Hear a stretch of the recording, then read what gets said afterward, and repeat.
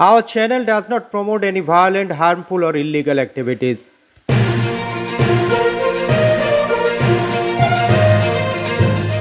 রাজ্যে একের পর এক বিজেপি বিধায়কদের উপর হামলার প্রতিবাদে আগামী 5ই আগস্ট 65 জন বিধায়ককে সঙ্গে নিয়ে কোচবিহার অভিযানের ডাক দিয়েছেন রাজ্যের বিরোধী দলনেতা শুভেন্দু অধিকারী। এবার ওই একই দিনে কোচবিহারের বিভিন্ন জায়গায় 19টি সভা করার কথা সাংবাদিক বৈঠক করে জানিয়ে দিলেন কোচবিহারের জেলা তৃণমূল সভাপতি অভিজিৎ দেবভৌমিক। এর ফলে ওই দিন কোচবিহারের বাতাস যে রীতিমতো উত্তপ্ত থাকবে তা বলাই বাহুল্য। আমরা কুচবিহার জেলায় 19টি জায়গাতে আমরা অবস্থান বিক্ষোভ সমাবেশ সংগঠিত করব। এর মধ্যে কুচবিহার শহরে ঢুকতে বাবুরহাট ব্রিজ, যেটা তুফানগঞ্জ থেকে আসছে, বাবুরহাট ব্রিজে আমরা কুচবিহার 1B ব্লকের দাওয়াগুড়ি, গুড়িয়াহাটি 1, গুড়িয়াহাটি 2, তুফানগঞ্জ 1, দেওচড়াই, মারুগঞ্জ এই এলাকার পার্টি কর্মীদের নিয়ে আমরা এখানে একটা সমাবেশ অবস্থান সংগঠিত করব। হাবড়া পুরসভার একাধিক ওয়ার্ড জলমগ্ন। তার ওই প্রতিবাদে যশোর রোড অবরোধ করে 2 এবং 3 নম্বর ওয়ার্ডের বাসিন্দারা। তাদের অভিযোগ, কাউন্সিলরকে জলমগ্ন অবস্থায় কখনো এলাকায় দেখা যায়নি। অবিলম্বে জল নিকাশির দাবিতে সরব হয়েছে তারা। শুক্রবার রাতভর অবরোধ চালিয়ে যাওয়ার হুঁশিয়ারি দেয় এলাকাবাসীরা। এই অবরোধের জেরে আটকে পড়ে ভারত বাংলাদেশগামী একাধিক পণ্যবাহী ট্রাক। অবশেষে ঘটনাস্থলে আসেন হাবড়া থানার আইসি সহ বিশাল পুলিশ বাহিনী। গ্রামবাসীদের সঙ্গে কথা বলে শেষ পর্যন্ত অবরোধ ওঠে। আমরা 2 নম্বর ওয়ার্ডের বাসিন্দা। মূলত আমরা এখানে যারা আছি বেশিরভাগ 2 নম্বর ওয়ার্ডের বাসিন্দা।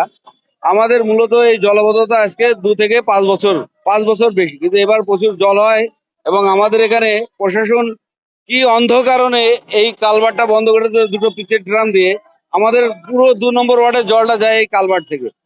এই কালভারটা প্যান্টালুমসের সামনে ওখানে দুটো পাঁচিল দিয়ে দিয়েছে। কি কারণে দিয়েছে আমাদের এই প্রশাসন, আমাদের ওয়ার্ড কাউন্সিলর, আমরা জানি না। যে কারণে আমরা এই জলবদ্ধতা, আমাদের বাড়িতে মাথা সমান জল, সাপ পোকে, বাচ্চা কাচ্চা ভয় দিয়ে আমরা স্কুলে পাঠাতে পারছি না। আজকে আমাদের ওখানে 3 নম্বর ওয়ার্ড থেকে, 1 নম্বর ওয়ার্ড থেকে এবং কলোনির থেকে পুরো জল চলে যাচ্ছে একভাবে কোমর সমান জলে, এবং আমাদের বাড়ির সবাই অসুস্থ হয়ে পড়ছে। বাচ্চারা কোনো বাচ্চা স্কুলে যেতে পারছে না, আর পুরো ঘরে সাপে ভর্তি, ব্যাঙে ভর্তি, সবাই চৌকির উপর বসে আছে, খাবার তৈরি করতে পারছে না। প্রশাসন কথা দিয়েছিল সকাল 10টার ভিতর জমা জল বার করার ব্যবস্থা করবে, কিন্তু আশ্বাসই সার, কাজের কাজ কিছুই হয়নি। তাই বাধ্য হয়েই শনিবার সকালে আবারও বিক্ষোভে সামিল হন এলাকাবাসীরা।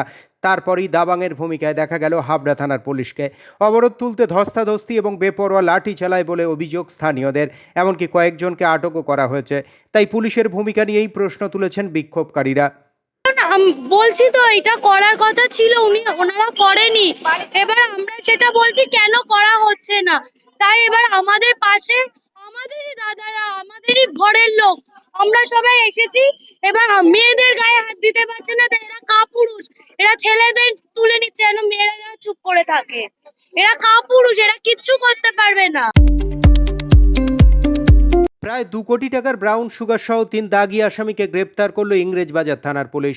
ধৃতদের নাম মোহাম্মদ মিনাজুল শেখ, জসিমউদ্দিন মমিন এবং করিম মমিন। গোপন সূত্রে খবর পেয়ে শনিবার ভোরে ক্রাইম মনিটরিং গ্রুপ এবং ইংরেজবাজার থানার পুলিশ যৌথ অভিযান চালিয়ে গ্রেপ্তার করে তাদের। ধৃতদের কাছ থেকে 25টি প্যাকেটে মোট 2 কেজি 548 গ্রাম ব্রাউন সুগার উদ্ধার হয়েছে। কালিয়াচকের এক ব্যক্তির কাছ থেকে এই প্যাকেটগুলি নিয়ে বিহারে যাচ্ছিল বলেই পুলিশের প্রাথমিক অনুমান। প্রতিটি ওয়ার্ডে থই থই করছে জল, তার ওই মধ্যে বেডে শুয়ে আছেন রোগীরা। জমা জল থেকে ছড়াচ্ছে সংক্রমণ, রয়েছে সাপের উপদ্রব। তাই রীতিমতো গামবুট পরেই ডিউটি করছেন স্বাস্থ্যকর্মী থেকে নার্স সকলেই। আতঙ্কে ঘুম উড়েছে রোগীর পরিবারের। ছবিটা পানিহাটি স্টেট জেনারেল হাসপাতালের।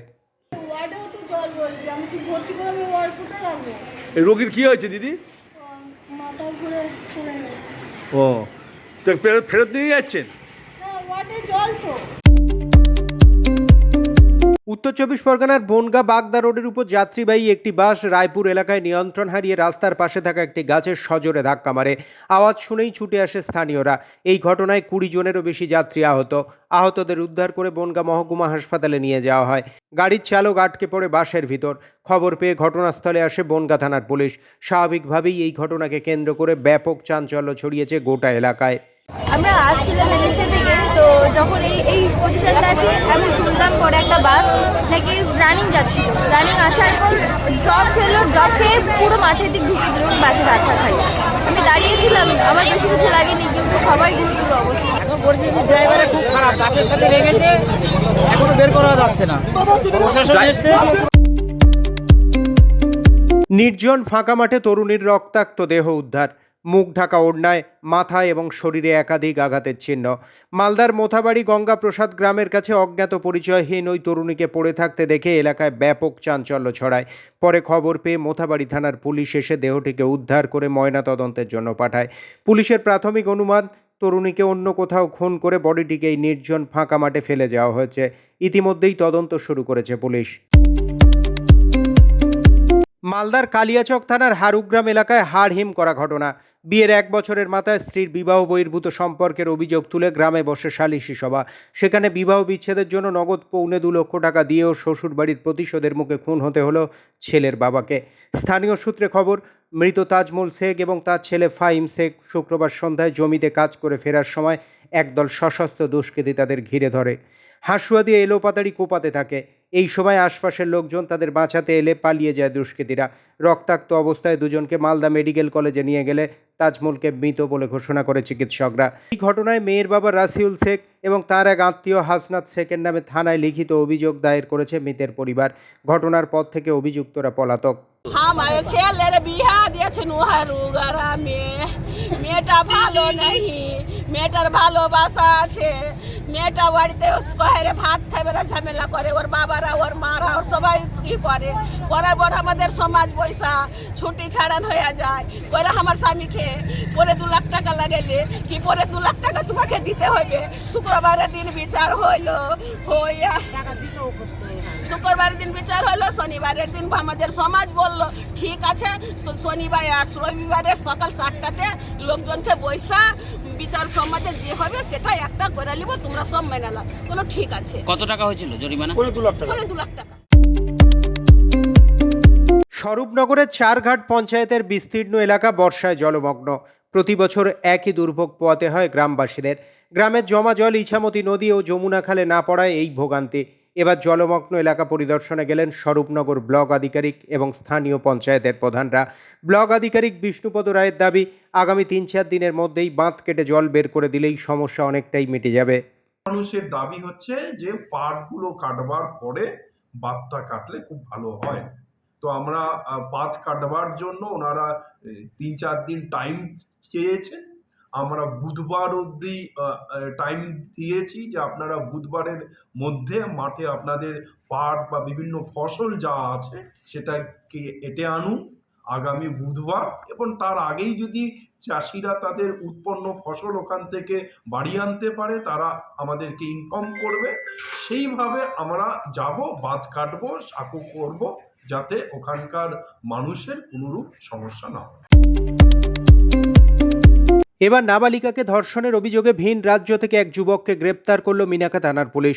ধৃত ওই যুবকের নাম মাসুদ হোসেন গাজী। নাবালিকার পরিবারের অভিযোগ, তাদের মেয়েকে ভুল বুঝিয়ে দক্ষিণ 24 পরগনার বাসন্তীর এক হোটেলে নিয়ে গিয়ে ধর্ষণ করে ওই যুবক। এমনকি এই ঘটনার কথা কাউকে বললে খুনের হুমকিও দেয়। নাবালিকার পরিবার ওই যুবকের বিরুদ্ধে থানায় অভিযোগ জানানোর পর থেকেই পলাতক ছিল সে। অবশেষে ভিন রাজ্য থেকে তাকে আটক করে তার বিরুদ্ধে পস্কো আইনে মামলা রুজু করেছে পুলিশ।